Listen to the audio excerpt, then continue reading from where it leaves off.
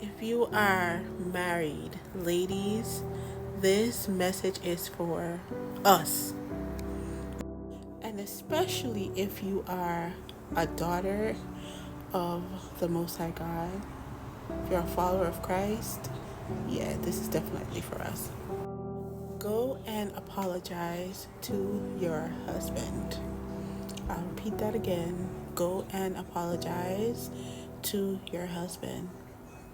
Whatever the Lord places on your heart to apologize to your husband for, go and apologize to him.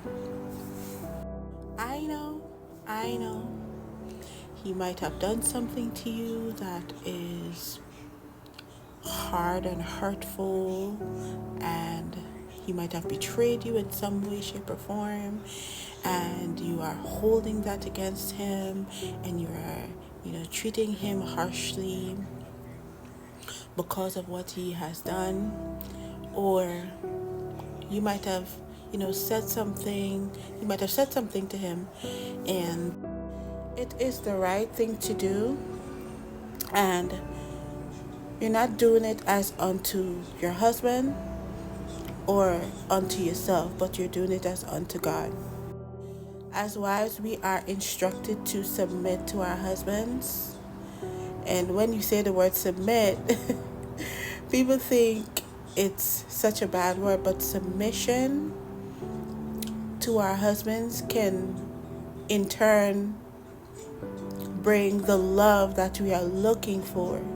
Because what I'm learning is that a man doesn't necessarily need us to love them, because we are not instructed to love our husbands, although it's in our nature to love them, because you wouldn't be with someone that you don't love, right?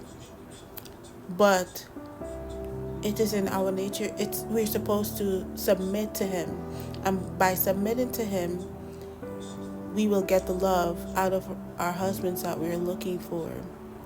Not being a combative wife, a nagging wife, or unforgiving wife, irrespective of what he may have done to you or what our husbands may do to us. What we have to do is to go to God about it and basically complain to God on our husbands. Say, hey God, this is what he did and this is how it made me feel, and ask God to talk to his heart. And God knows how to speak to the heart that he created. We must respect our husbands. Respect is love to a man. And when we show him how we love him or why we love him by respecting him, he will then be able to love us like Christ loved the church, because it will do something in him, and you will see the change that we want to see in him. And if we don't know how to do it, the best place to go is to the Lord. Go to God for instructions on how to show our husbands and how to submit to our husbands. First and foremost, we must submit to God, and because God is the ultimate authority, and by submitting to God, we will then be able to submit to our husbands, who is our earthly authority. God bless. Don't you worry about him not apologizing to you right now. In time, it will come. Don't sit down and wait for it. It will happen when you least expect it. The enemy is making a mess of families.